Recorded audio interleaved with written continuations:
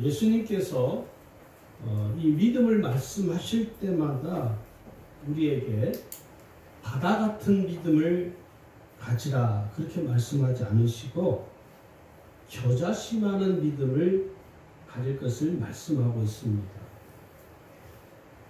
여러분 기왕이면 바다같이 산같은 큰 믿음이 좋잖아요. 그래서 우리는 그렇게 기도하죠. 하나님 내게 큰 믿음을 주시옵소서. 또 부흥사들이 그렇게 이야기하죠. 여러분 기왕에 믿는 믿음을 가지려면 큰 믿음을 가져셔야 됩니다.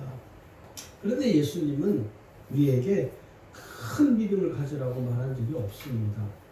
이 겨자씨 하나만한 믿음, 아주 작은 것이죠. 겨자씨는 여러분 멀리서 보면 보이지 않습니다. 가까이서 봐야 이게 겨자씨구나. 왜냐하면 볼펜으로 점 하나 콕 찍은 정도의 아주 미세, 아주 매우 작은 씨에 불과하죠. 그런데 예수님은 오늘 우리에게 겨자씨 하나만한 믿음에 대해서 말씀하고 있는 것입니다. 다시 말해서 오늘 우리 자신이 나의 믿음의 수준은 어떤 수준일까? 자기 자신의 믿음의 수준을 좀 분별을 해야 합니다. 대부분 사람들은 자신이 믿음이 매우 좋다고 생각하는 경향이 있습니다. 실제로. 그리고 자기가 믿음은 다른 사람보다 월등하다라는 생각을 하고 있는 분들이 의외로 많습니다.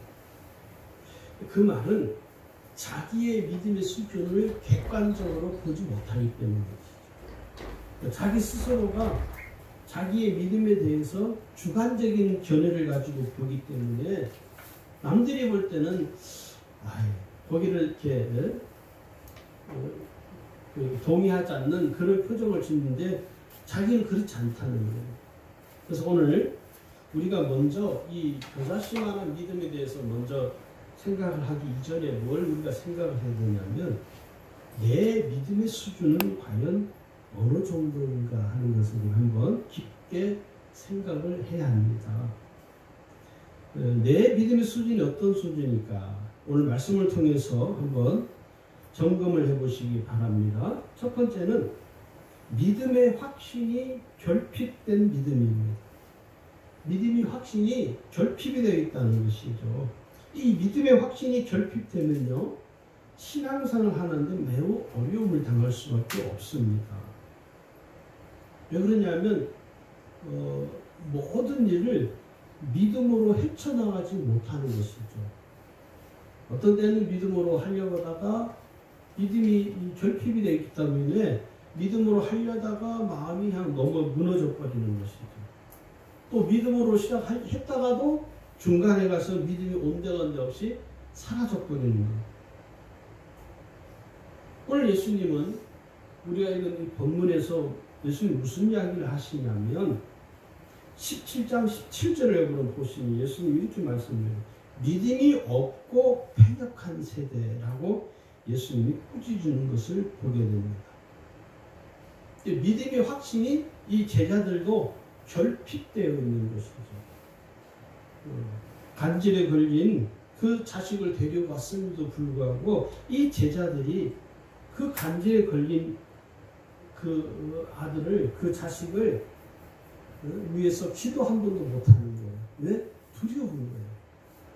믿음이 있는 것 같은데 실제로 그 문제에 딱 맞닥뜨리니까 그 문제를 믿음으로 접근을 못하는 것입니다. 왜 그러냐? 믿음의 확신이 결핍이 되어 있어서. 믿음의 확신이 결핍되어 있는 젊은이가 또 한 사람 있습니다. 마태복음 19장에 등장을 하는데 그 스토리는 무슨 스토리냐면 이 젊은이가 청년이 영생에 관한 질문을 예수님께 던집니다. 결론이 무슨 이야기냐면 예수님이 그 청년에게 이렇게 말합니다. 내 소유를 팔아 가난한 자들에게 주라. 그리하면 하늘에서 보화가 내게 있으리라. 그리고 와서 나를 따르라. 너가 정말 영생을 얻기를 원한다면 영생을 얻는 데 방해가 되는 이 재물을 가난한 자들에게 다 나누어 주고 나를 따라오라는 거예요. 그런데 이 청년은요, 믿음이 결핍되어 있는 사람이에요.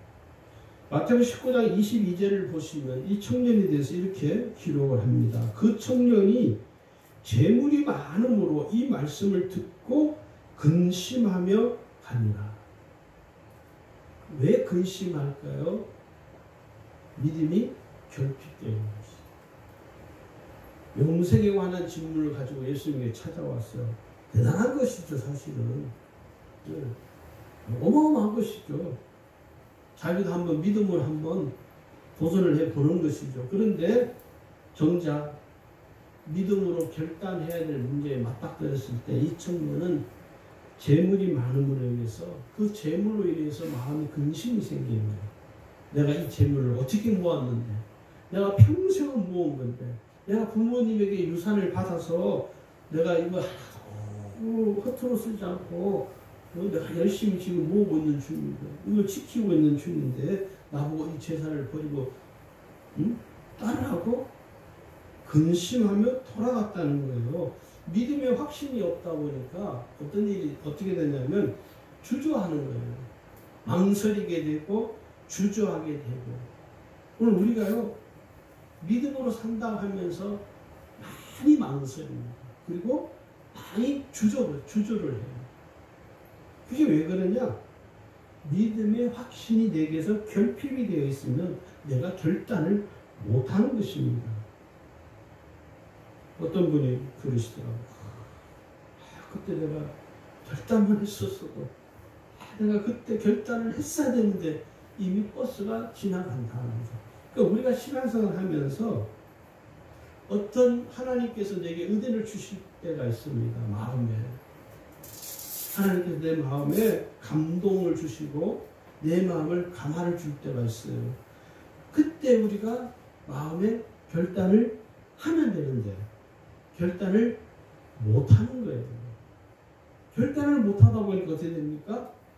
믿음이 흐지부지 없이 사라져 버리는 거예요. 그게 믿음의 확신이 내게 결핍이 되어 있다는 것입니다. 두 번째는요, 우리의 믿음의 수준이 어떠냐면 의심하고 염려하는 믿음이라는 것입니다. 모든 일에 끊임없이 의심하죠. 끊임없이 염려하고 말씀이 충만하고 은혜가 충만해야 되는데 염려가 충만한 채 사는 것이죠. 그러면서 자기는 믿음으로 산다고 말을 해요. 하나님 해결해 줄 거야. 그리고 또 염려하고 기도하고 돌아서면 또 염려하고 기도하고 돌아서면 또 근심하고 기도하고 돌아서면 또 의심하는 것이죠. 하나님 정말 역사해 줄까? 정말 하나님이 내 기도를 들어주실까? 끊임없이 계속 반복이 되는 것이죠. 의심하고 염려하고 걱정하고 근심하는 일이 끝나지는 않는 거예요. 그러니까 모든 일에 있어서 믿음으로 이렇게 문제를 바라보고 또 믿음으로 이것을 대처를 해야 되는데 믿음으로 대처하지를 처음에는 믿음으로 해요. 맨 처음에는 그래 한번 해보자, 기도해보자 하다가 중간쯤 가다 보면은요 그 믿음이 스물스물 사라져버려요. 그리고 염려하는 거예요. 그래서 누가 옆에서 권면하면 화를 내죠. 당신이 내 삶을 알아? 당신이 나를 내가 이렇게 어려운 가운데 고통당하며 사는 것을 당신이 알고 있어? 하고 옆에 사람한테 막 화를 내요. 왜 그래요? 나는 지금 믿음이 없다. 나는 하나님 못 믿는다. 그래서 자기도 모르게 이 조절을 못하는 거예요. 자기 조절을 못해. 무슨 조절?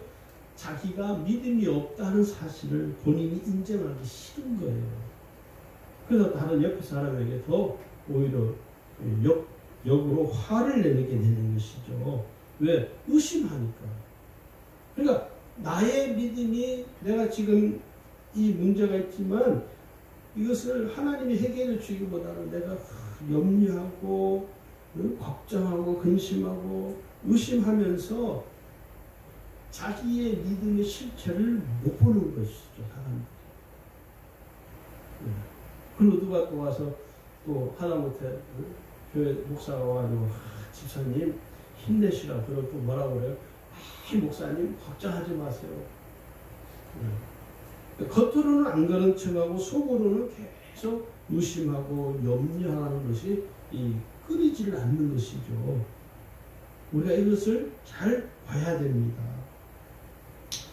베드로전서 5장 7절은 뭐라고 하냐면 이렇게 권고합니다. 너희 염려를 다 주께 맡기라. 그러니까 내가 염려하고 의심하고 걱정하고 근심하는 이유는 그 염려를 내가 주님께 아직 다 맡기지를 못했다는 것입니다. 이게 오늘 우리의 큰 문제이죠. 자, 그 다음에 세 번째는 우리의 믿음의 수준이 어떠냐면 의지하지 않는 믿음입니다. 매 순간순간마다 우리가 주님을 의지해야 되는데 순간순간 주님을 의지하지 않아요. 자기가 필요한 그 순간만 주님을 의지하는 거예요. 늘 의지를 해야 되는데 내가 필요한 순간, 그것을 우리는 이기적 삶이라고 해요. 그러니까 이기적인 성품을 가진 사람들의 특징이 뭡니까? 개인주의가 아주 강합니다. 자기만 알아요. 자기만 편하면 되는 거예요.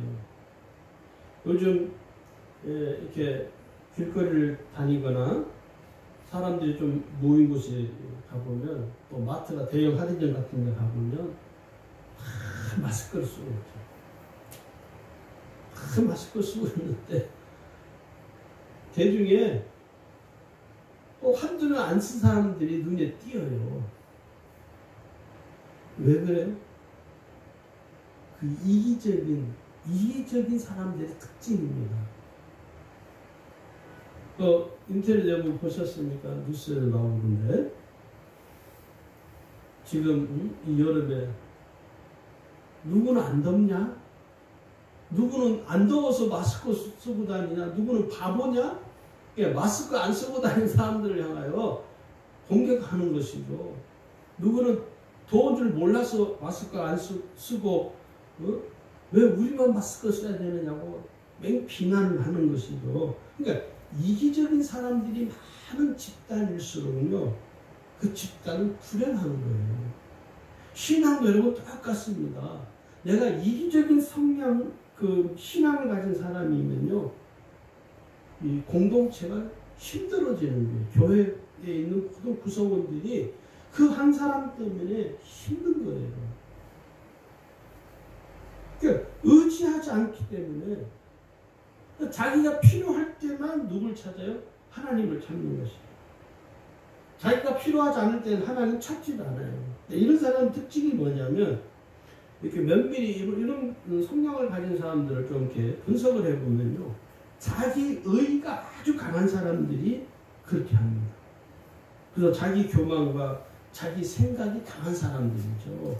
남의 말을 잘 듣지를 않아요. 자기 생각이 강한 사람들은요, 자기가 원하는 대로 살고 싶어하고 자기 마음대로 살고자 하는 마음이 강해집니다. 나중에는 결국은 삶이 황폐해진다는 사실을 깨달아야 됩니다. 여기 그래서 특별히 이제 이 가룟 유다 같은 경우는 자기 의가 강한 사람, 자기 생각이 아주 강한 사람, 예수님을 바라보고 예수님을 믿는 그 믿음이 자기 위주예요. 자기 위주. 예수님의 말씀을 따라서 믿는 믿음이 아니라 자기 생각대로 믿는 사람이에요. 그래서 결국 가룟 유다는요, 그 생각을 누가 흔들어 버린 줄 아십니까? 마귀가 그 가룟 유다의 생각을 흔들어 버린 거예요. 자기 생각이 너무 강하다 보니까. 그러니까 이 자기 생각이 강한 사람들은요, 또 고집이 강해요. 저는 목회를 하면서 제일 대하기 어려운 사람이 누구냐면, 목사가 이렇게 권면을 하는데도 듣지를 않아요. 목사가 권면을 해도 한 귀로 흘러버려요. 잘 듣지를 않아요. 그런 사람 많아요. 목사가 무슨 말하면 눈을 보면 알거든요. 아, 이분이 지금 목사인 내가 하는 말을 경청을 하는지 경청을 안 하는지는요, 그 사람 눈을 보면 알 수 있어요. 눈은 거짓말을 못하고. 대부분 사람들이 목사가 무슨 말을 하면 초점을, 눈을, 시선을 말하는 상대에게 두지 않습니다. 엉뚱한 데 둬요. 그래서 저는 말할 때 그 상대방의 눈을 이렇게 좀 이렇게 잘 이렇게 관찰을 해요. 아, 이분이 지금 내가 하는 말을 잘 경청하는지. 목사님들하고 같이 이렇게 모여서, 여럿이 모여서 이렇게 대화를 하잖아요. 중구난방이에요. 내가 하는 말을 안 들어요. 왜냐면 자기가, 내가 지금 제가 하는 말을 그 목사님이 듣기 싫은 거예요. 그러면 이야기를 하다가 저는 듣는 태도를 이렇게 보고, 아, 이분이 내가 하는 말에 관심이 없구나. 그래서 저는 말을 중단해버립니다. 그럼 어떤 일이죠? 말하다가 제가 중단을 하면 조금 있다가 그분이 반응을 해요. 아니, 박 간사님, 왜 말하다가 그냥 중단하세요? 아이, 제가 뭐 다른 분도 이야기 하시니까 그 이야기 듣느라고 제가 안 합니다. 그러니까 사람들이요, 우리가, 그게 저도 그래요. 모든 사람들이 자기가 듣고 싶은 걸 들으려고 해요. 자기가 듣고 싶은 말 듣는 사람들은요, 시선이 가요. 근데 자기가 듣기 싫은 건 사람들이 잘 안 듣습니다. 딴짓하고 어물소리하고. 왜 그렇습니까? 자기 생각과 자기 고집이 강해서요. 그래서 여러분, 특히 여럿이 있을 때, 대화할 때 여러분 참 조심하셔야 돼요. 여럿이 이렇게 한 3, 4, 5명이 있으면요, 이야기하다 보면요, 다 따로따로 이야기해요. 두 사람, 요 사람하고 두 사람 요 이야기하고 두 사람 요 이야기. 그러니까 이야기가 막 중구난방이에요. 왜 그런지 아십니까? 우리가 은연중에 다른 사람들의 이야기를 잘 안 들어요. 특히 기독교인들이. 교인들이요, 다른 사람의 이야기에 관심이 없어요. 자기 이야기만 자꾸 하려고 그러는 거예요. 자기 이야기만 쏟아내려고. 왜 그러냐? 자기 생각과 자기 고집이 아주 강합니다. 우리 예수 믿는 사람들이 특히 자기 생각과 고집이 굉장히 강해요. 교회 안의 성도들이. 왜 그러냐? 그것을 버려야 되는데, 내 생각과 내 고집을 버려야 믿음의 삶을 살 수 있습니다. 할렐루야? 자, 이 겨자씨만한 믿음은 어떤 것일까? 오늘 예수님은 우리에게 거창한 믿음을 말씀하지 않으시고 아주 작은 겨자씨만한 믿음을 말씀하시는 것이죠. 여러분, 만약에 한번 생각해 보세요. 예수님께서 저와 여러분에게, 아무개야, 너의 믿음이 태산처럼 크지 못하구나. 너의 믿음이 바다처럼 깊지가 못하는구나. 이렇게 우리에게 말씀한다면 저와 여러분 어떻게 할까요? 가망이 없습니다, 여러분. 우리는 믿음으로 살 수 없습니다. 우리는 포기해야 됩니다. 왜? 하나님, 예수님께서 우리에게 무슨 믿음을 요구하니까? 태산 같은 믿음을 요구하고 바다처럼 깊은 믿음을 우리에게 요구한다면 우리는 믿음 생활 할 수 없어요. 감사한 게 예수님은 우리에게 겨자씨 하나님만한 믿음만을 말씀하고 있는 것이에요. 이 겨자씨만한 믿음이 뭐냐면, 첫 번째로 이 겨자씨만한 믿음이라는 것은, 믿음은 거창한 것이 아니라는 것을 알아야 됩니다. 서두에도 말씀드린 것처럼 겨자씨는요, 이 볼펜으로 점 하나 턱 찍은 정도에 불과해요. 아주 여기서 이렇게 저 멀리 놓고는요, 겨자씨 여기서는 안 보입니다.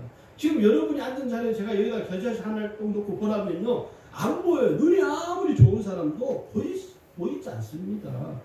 그 작은 씨앗에 불과한 이 겨자씨가 어떤 역사였냐면 생명을 움트게 하는 능력을 담고 있다는 거예요. 그래서 믿음은요, 거창한 게 아니에요. 아주 지극히 작은 것에 지나지 않다는 거예요. 그런데 여러분, 이 지극히 작은 겨자씨 하나만한 믿음만 있으면 어떤 일이냐? 우리가 상상할 수 없는, 경험하지 못했던 은혜와 기적을 경험하게 된다는 거예요. 할렐루야.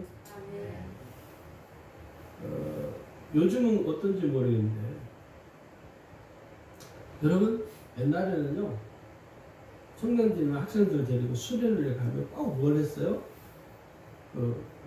뭐죠? 철로역정이라고 있어요. 그런 걸 해요.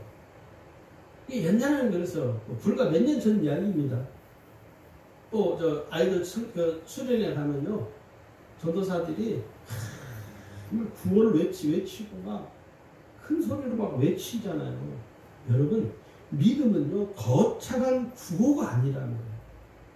거창한 구호를 외치고 막 소리를 지른다고 해서 그 사람에게 믿음이 생기는 게 아니고요, 겨자씨 작은 하나만큼만 있으면 하나님께서 그 겨자씨만한 믿음을 가진 사람을 통해서 하나님 역사를 일으켜 주신다는 것입니다.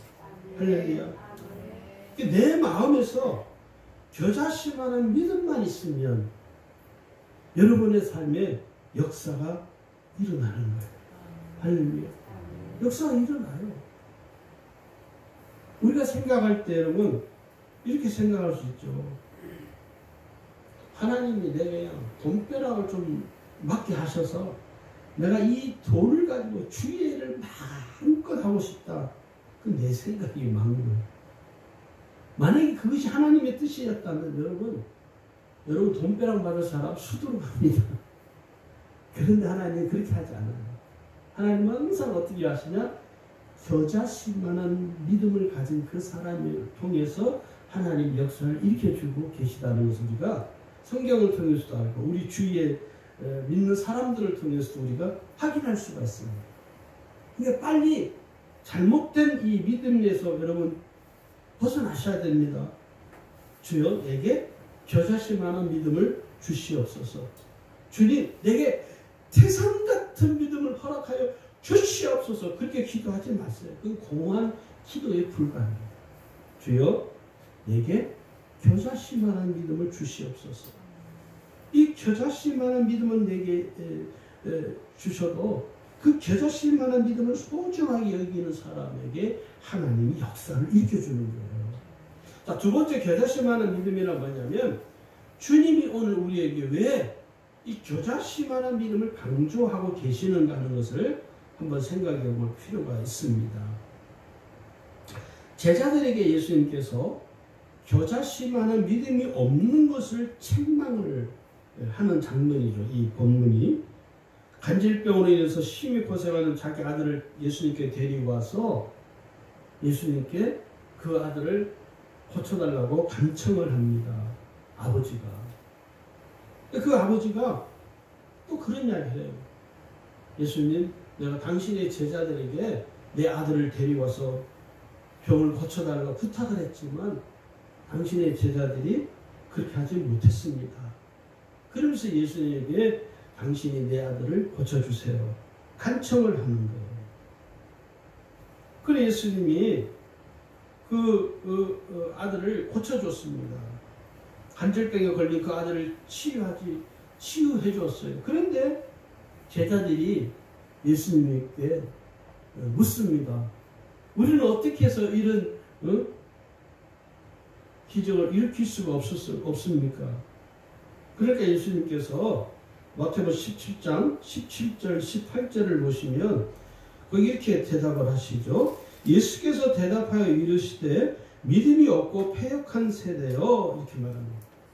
믿음이 없고 패역한 세대라고 예수님이 꾸짖는 겁니다. 지금 영어 성경에는요, NIV 킹 제임스 영어 성경에서는요 perverse라고 해요. 이게 직역을 하면 패역한, 번역을 좀 이렇게 하면 왜고집 또는 불법의 사악함이라는 뜻을 가지고 있어요. 이 패역함이라는 뜻이. 그래서 원어를 찾아보니까 성경 원어 헬라에는 믿음이 없고라는 뜻은 헬라어로 아피스토스인데 그 뜻은 믿지 않는 불신앙이라고 해석이 돼요. 믿지 않는 불신앙이라고.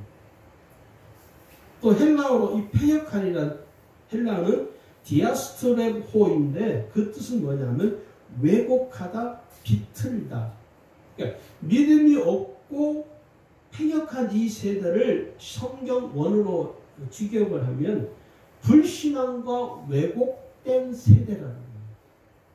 불신앙과 삐뚤어진 마음을 가지고 있는 이 왜곡시키는 그런 세대가 이 제자들이라는 거예요.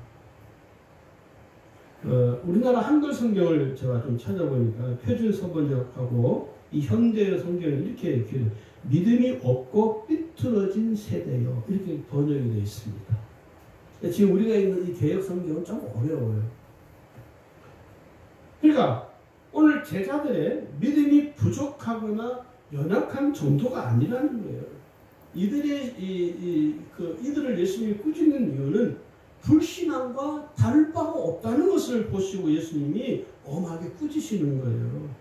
패역한 세대, 믿음이 없고 패역한 세대, 불신앙적인 마음을 가지고 있는 삐뚤어진 마음을 가진 너희들을 향하 예수님께서 그 제자들 향하 예수님이 강력하게 질타하시는 것입니다. 믿음은 여러분 요란하고 시끄럽지 않습니다. 거창한 구호를 막 외친다고 믿음이 생기는 게 아니에요. 우리는 신앙을 좀 잘못 배운 게 많아요. 구호를 외치고 아멘 소리를 크게 하면 믿음이 좋다고 생각하죠. 아니요, 그 믿음하고 아무 상관이 없습니다. 옛날에 제가 청년 때 기도원에 자주 갔는데 여름 때는 뭐 휴가를 거의 뭐 기도원에 가서 지냈습니다. 기도가 막 그때는 사람들이 막 엄청나게 모이던 시절이었으니까 집회하면 일주일 내내 집회하면 목이 쉬도록 아멘 소리를 해야 돼. 그게 믿음이 좋은 것이라고 그렇게 잘못 배웠어요. 실제로 교회에서. 근데 여러분 목이 쉬도록 아멘 소리를 크게 한다고 그 사람의 믿음이 좋은 게 결코 아닙니다. 믿음은 거창한 구호가 아니에요. 큰 소리를 외친다고 해서 믿음이 좋아지는 게 결코 아닙니다. 겨자씨만한 믿음은 조용한 거죠. 이 겨자씨만한 믿음을 가진 인물이 또 있습니다. 그 인물이 누구냐면 바로 이 백부장입니다. 백부장은 실제로 겨자씨만한 믿음을 가진 사람이에요. 예수님이 그 하인의 병을 가서 고쳐주겠다고 했는데 예수님께 주님 그렇게 할 필요가 없습니다. 주님이 왜 굳이 가실 필요가 있겠습니까? 주님 여기서 그냥 말씀으로만 하십시오. 말씀으로만 하시라는 거예요. 그게 무슨 말이에요? 말씀을 믿었다는 거예요. 겨자씨만한 믿음을 가진 사람은요 조용합니다. 겨자씨만한 믿음을 가진 사람은요 외부 환경에 흔들리지 않아요. 주의 말씀만 붙잡는 거예요. 이게 겨자씨만한 믿음을 가진 사람의 특징이에요. 이 겨자씨만한 믿음을 가진 이 백부장은요 예수님의 마음을 감동시키는 믿음이었습니다. 오늘 우리의 믿음이 여러분 자 보세요. 내가 가지고 있는 믿음을 통해서 내가 예수님의 마음을 감동시키고 있나 하는 것을 여러분 스스로가 점검을 해봐야 됩니다. 예수님 마음을 감동시키기는 다른 사람도 마음을 감동시키지 못한다면 참 문제가 있죠. 자, 그 다음에 세 번째는요. 믿음은 영에 속한 세계입니다. 우리가 지금 살아가는 이 현실이라는 세계에서는요. 믿음이 우리 육신의 눈으로는 볼 수도 없고 인지할 수가 없습니다. 왜냐? 믿음은 영적 세계에 속한 것이기 때문에 그렇습니다. 그래서 지금 내가 살고 있는 이 현실의 세계, 지금 내가 살아가고 있는 지금 이 세상에서의 이 현실의 세계를 뚫고 가려면 어떻게 가능하냐? 영의 세계에 속한 믿음을 통해서만 뚫고 갈 수가 있습니다. 할렐루야. 육신의 눈에 보이지 않는 이 영의 세계를 내가 이해하고 깨달으려면 믿음의 눈이 열려야 한다는 것입니다. 좀 어려운 말일 수도 있습니다. 믿음의 눈이 열려야 된다. 영적인 눈이 열려야 된다는 것이 쉽지 않은 말씀이긴 합니다. 자, 여러분 이렇게 생각할 수 있어요. 여러분 천국을 볼 수 있나요? 갈 수 있나요? 여러분 천국을 볼 수 있고 갈 수 있나요? 자신이 없으시네. 지금 현재 내가 내 육신의 눈으로 천국을 볼 수 있어요? 없습니다. 내가 지금 현재 육신의 몸을 가지고 이 육신을 가지고 천국을 갈 수 있나요? 갈 수 없습니다. 무슨 말이냐? 천국은 현실의 세계에서는 이해할 수 없어요. 어떤 분들 중에 천국 갔다 왔다는 분들이죠. 그거는 체험에 불과하고 실제로 그분이 천국을 간 건 아니에요. 어떤 분들이 천국 체험을 잘 들어오면 다 달라요. 그리고 다 다르다고 다 틀린 건 아니에요. 그냥 그 사람의 개인적인 신앙 체험에 불과한 거예요. 그것이 맹목적인 그 천국에 대한 믿음을 그러면서는 안 됩니다. 그 개인의 신앙 체험이지 그것이 마치 성경에 있는 것처럼 그렇게 또 과장해서 책을 쓰는 분도 많아요. 그리고 그렇게 설명하는 분도 많아요. 여러분 조심하셔야 돼요. 그건 개인적인 신앙 체험에 불과한 것이지 그게 전부가 아니라는 걸 알아야 돼요. 그러니까 이 천국은요. 육신의 눈으로 볼 수 없고 육신을 가지고는 갈 수가 없는 세계이지만 엄연히 존재하는 영의 세계예요. 그래서 천국은요. 믿음을 통해서 가는 거예요.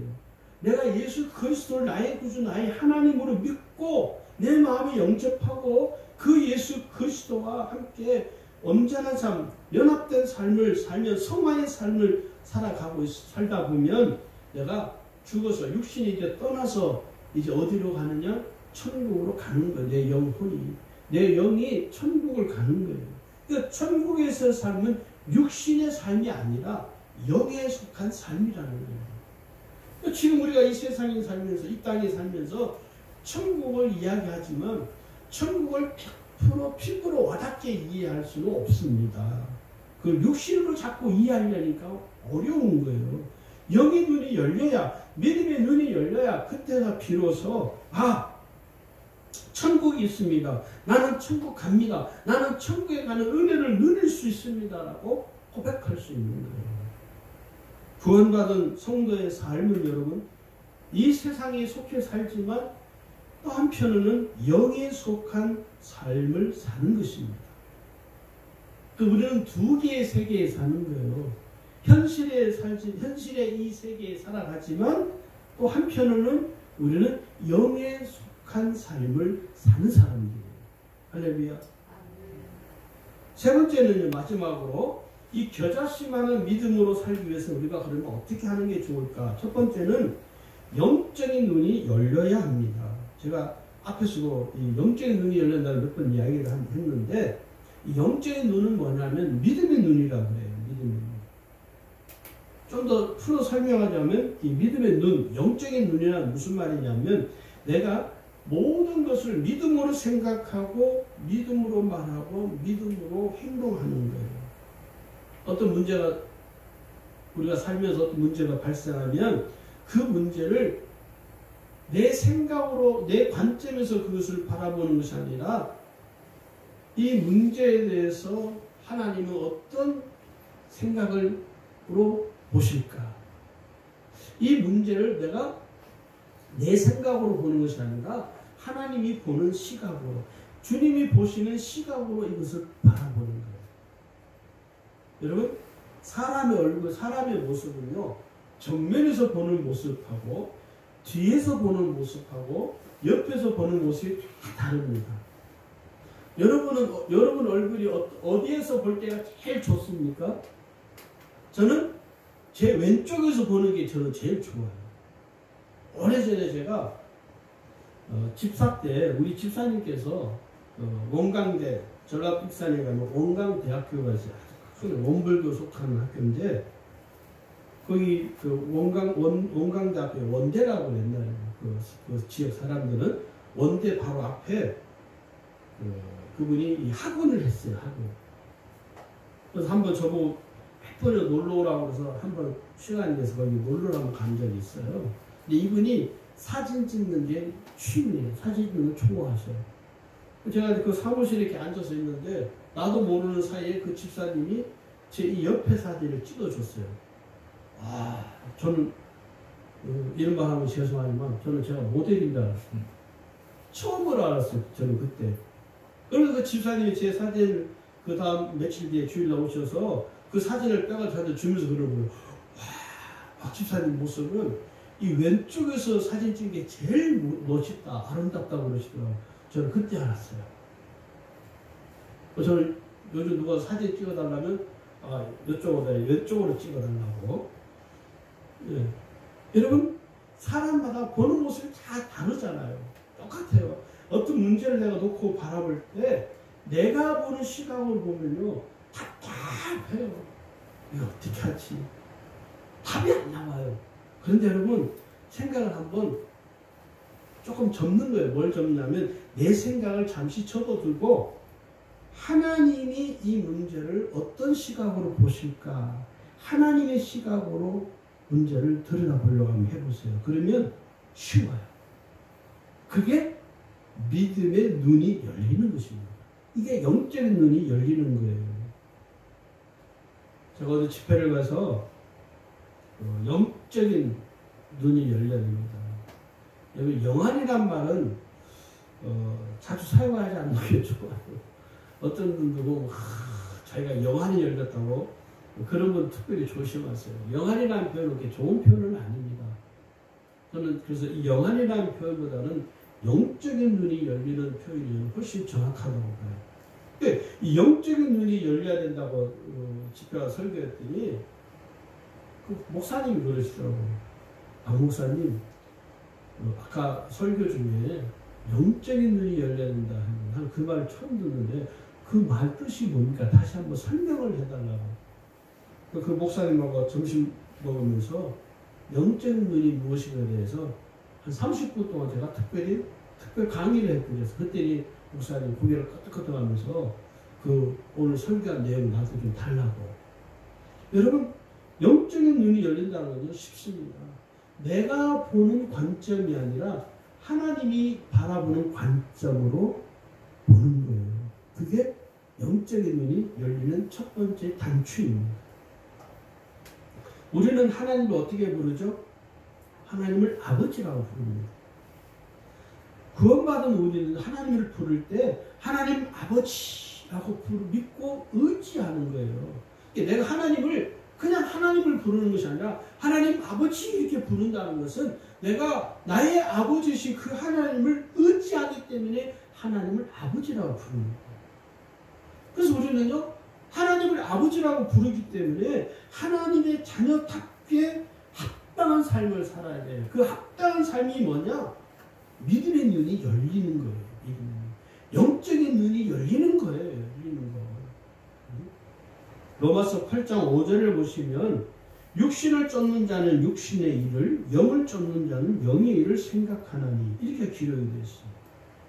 그러면서 고린도전서 2장 14절에 가면 육에 속한 사람은 하나님의 성령의 일들을 받지 아니하나니 이는 그것들이 그에게는 어리석게 보이며 또는 그는 그것들을 알 수도 없나니 그러한 일은 영적으로 분별되기 때문이다. 이게 다 영적인 눈이 열려야 된다는 말씀에 일맥상통하는 겁니다. 그러니까 어떤 문제를 볼 때 이제는 내 관점, 내 생각에서 그 문제를 이렇게 관점에서 보는 것이 아니라 하나님이 이 문제를 어떻게 보실까? 하나님의 관점에서 들여다보는 거예요. 이게 믿음의 눈이 열리는 첫 번째 시작입니다. 두 번째는 여러분 겨자씨만한 믿음으로 살기 위해서는 깨달아야 합니다. 겨자씨만한 믿음에 대해서 예수님께서 말씀하시는 그 의도를 잘 알고 깨달아야 돼요. 온전한 믿음으로 우리가 살기 위해서는요 주의 말씀을 깨달아야 됩니다. 깨닫지 못하면요 믿음 생활이 어려워요. 오늘 우리의 신앙 왜 10년이 지나고 20년이 지나도 잘 자라지를 않는 성숙하지 성장하지 못하느냐?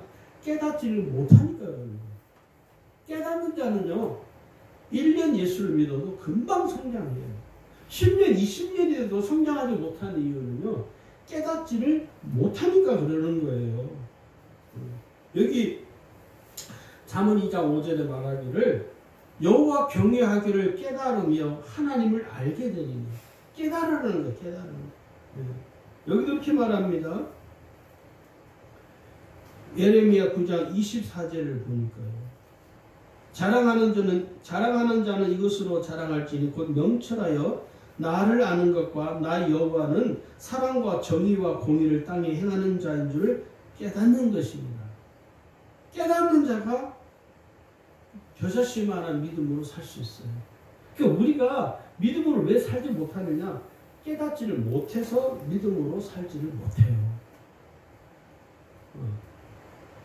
내가 이러는구나. 제가 지금 저도 이제 테니스를 한 2년 넘게 쳤는데 한 번도 그런 적이 없었는데 요 근래 이 테니스 엘보라고 있어요. 엘보. 여기에 무리가 와가지고 너무 아픈 거예요. 아프면서도 그냥 쳤어요. 왜냐면 칠 때는 아무렇지도 않거든. 그냥 쳤어요. 계속. 조금 아파도. 에이 뭐 운동하다가 생겨요. 뭐 운동하면 없어지는다고. 뭐 깨닫지를 못하는 거예요. 그런데 한 며칠 전부터 이렇게 악화가 되는 거예요. 겁이 덜컥 나서 제가 이제 한의원에 저는 침 맞는 게 몸에 맞는 거예요. 침 맞는 거 좋아하는데 거기 이제 제가 가는 한의원에 갔더니 그 원장님이 이거 테니스 엘보 왔네요. 당분간 테니스 치시면 안 됩니다. 제가 얼른 깨닫고 어떻게 할게요? 요즘 테니스를 치러 안 가요. 근데 제가 만약에 깨닫지 못하고 치는데 아무 이상 없는데 뭐 치고 나면 아프지만은 치는데 아무 이상 없는데 뭐 치지 뭐. 깨닫지 못하면 어떻게 돼요? 더 몸이 악화가 될 수 있다는 거죠. 제가 요즘 며칠 동안 테니스를 치러 안 갔습니다. 그러니까 몸이 점점 좋아지는 거예요. 여러분 깨닫는 것이 복입니다. 실제 온전한 신앙생활을 깨닫게 되면요 우리가 어떻게 살게 되느냐면 은혜 받은 대로 살게 되어 있습니다. 은혜 받은 대로 살아요. 은혜 받는 것에 만족하지 말고 은혜 받는 대로 살아가야 합니다. 왜냐하면 이것이 진실한 믿음이기 때문에 그렇습니다. 깨닫는 게 그렇게 중요합니다. 저는요 제가 건강한 사람이라고 생각을 했어요. 작년까지만 해도. 정말 제가 그래서 저는 가끔 제가 저희 아버지한테 감사한 마음을 가졌어요. 크게 저는 아픈 것도 없고 뭐 병에 걸려본 적도 없고 병원에 가서 뭐 입원해 본 적도 없고. 그런데 올해 들어와서 저의 생각지도 아니한 당뇨가 발견이 되면서 그때 깨달은 게 있어요. 건강은 자만하는 게 아니구나. 건강하다고 큰 소리 칠 수 있는 문제가 아니구나. 우리가 깨닫지 못함으로 인해서 우리의 신앙생활에 큰 어려움을 우리가 당하기도 합니다. 그 다음에 세 번째는요. 온전한 이 겨자씨만한 믿음으로 살아가려면 믿음을 열망하고 사모해야 합니다. 여러분 믿음을 얼만큼 사모하시나요? 믿음을 정말 사모하시나요? 믿음은 어느 날 갑자기 하늘에서 뚝 떨어지는 게 아니에요. 내가 가만히 있는데 하나님께서 내게 막 믿게 해주고 막 내게 막 영적인 눈이 확 열려주고 그런 게 아니에요. 요행을 바라는 게 신앙이 아니에요. 믿음은요 또한 인간이 노력해서 얻어내는 것도 아닙니다. 정성을 들이는 게 아니에요. 믿음은 여러분. 믿음은 뭐냐? 깨달은 것을 이 믿음을 내가 사모하는 거예요. 열망하는 거예요. 주님 내게 믿음을 주십시오. 주님 내게 믿음을 더해 주십시오. 주님 내게 은혜를 주십시오. 내가 믿음을 사모하고 열망하면 하나님이 그 열망하고 사모하는 나의 믿음을 보시고 하나님이 우리에게 크신 은혜를 베풀어 주시는 것입니다. 그래서 여러분 기도할 때 이렇게 기도하면 참 좋아요. 성령님 나에게 불같은 믿음을 부어주십시오. 예수 이름으로 명하노니 내 속에서 불같은 믿음이 솟아날지어다. 예수 이름으로 명하느니 내 믿음이 더 강력해질지어다. 더 강하게 나타날지어다. 우리의 믿음이 열망을 해야 믿음이 더 풀리듯 일어날 수 있는 거예요. 자, 그 다음 마지막으로 네 번째는요. 믿음은 뭐냐면 믿음은 말씀을 들을 때 생깁니다. 말씀을 들을 때 생겨요. 믿음은 하나님의 말씀을 들을수록 강해져요. 제가 주일날 또 수요일 예배 때 설교한 것을 편집을 해서 유튜브에 올리잖아요. 저는 제가 제 설교를 들어요. 일부러. 여러분 들으면 웃을 거예요. 아, 목사님이 자기 설교를 듣네. 저는 제가 유튜브에서 제가 제 설교를 이렇게 보면서 은혜 받습니다. 박영하 목사라는 사람을 통해서 제가 그 말씀을 제가 한 설교지만 하나님 말씀이라서는 100% 확신하기 때문에 그 말씀을 들어요. 들으면서 은혜가 그 말씀을 들어야 내가 은혜가 받을 때 있고 또 말씀을 들으면서 저 표현은 좀 내가 들어도 좀 과하네. 이 표현은 좀 약하네.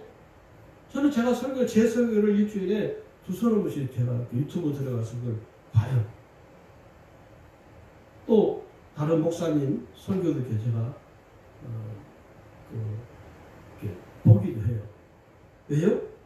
믿음은 말씀을 들을 때 생기기 때문에 그렇습니다. 여러분 말씀을 자꾸 들으려고 하셔야 돼요. 들으려고 하셔야 돼요. 그래야 믿음이 생기는 거예요. 오래전에 저희 교회에서 신앙생활 하셨던 중국 동포가 계셨어요. 그 이름이 뭐더라고 갑자기 생각이 안 나. 뭐지? 민영춘 권사님, 우리 교회 계실 때는 집사님이셨는데 이분은 제 설교를 잘 들으셔요. 정말 잘 들으시더라고요. 먼저부터 믿음이 생기고 당신이 믿음이 들어가고 이 기도를 배우고 기도를 하기 시작하면서부터는 이분이 말씀을 정말 잘 듣더라고요. 그래서 여기서 한 3년 가까이 신앙생활 하다가 이제 하얼빈이 이제 집인데 하얼빈으로 가시면서 저에게 부탁을 하셨어요. 목사님 이런 부탁 드려도 될지 꼭 들어달라고 뭐냐고 했더니 목사님이 설교한 그 교재를 다 달래요. 이거 다 가져가서 뭐 하시려고 했더니 이거 가져가서 우리 전도사님에게 드리고 저도 좀 이걸 계속 보고 싶다고. 제가 한 이만큼을 복사를 해가지고 그때는 집사님이셨어요. 지금 이제 권사님이시면 그 권사님이 제가 드렸어요. 너무 좋아하시는 거예요. 그리고 한 몇 년 뒤에 한번 우리 교회 오셨어요. 손자 데리고. 아들들이 여기서 덕신에 살기 때문에 너무 반갑죠. 저보고 그러는 거예요. 그래서 내가 물어봤어. 궁금해서. 그 많은 교재를 가져갔으니까 권사님 그때 교재 가서 어떻게 하셨어요? 했더니 그 교재를 가져가서 자기 전성에 주고 또 자기가 그것을 계속 본다는 거예요. 읽고 있다는 거예요. 그래서 참 감사한 마음이 들더라고요. 그런 성도 제가 흔치가 않거든요. 사실은. 그게 무슨 말이냐? 말씀을 자꾸 듣는 거예요. 말씀을 자꾸 들으면 들을수록 뭐가 생기냐? 믿음이 더 강해지고요. 믿음이 생기게 되어 있습니다. 할렐루야. 여러분 교회 담임 목사 설교 유튜버 좀 들으세요. 엉뚱한 사람 설교 들으려고 하지 말고 자기 교회 목사 설교도 안 들으면서 참 뭐라고 하라기가 그렇네. 말씀을 자꾸 들으셔야 믿음이 생기는 게 말씀을 자꾸. 할렐루야. 오늘 우리 주님의 교회 모든 성도들이 이 겨자씨만한 믿음으로 살으셔서 정말 하나님의 은혜를 여러분들이 풍성하게 체험할 수 있도록 주의 이름으로 축원합니다.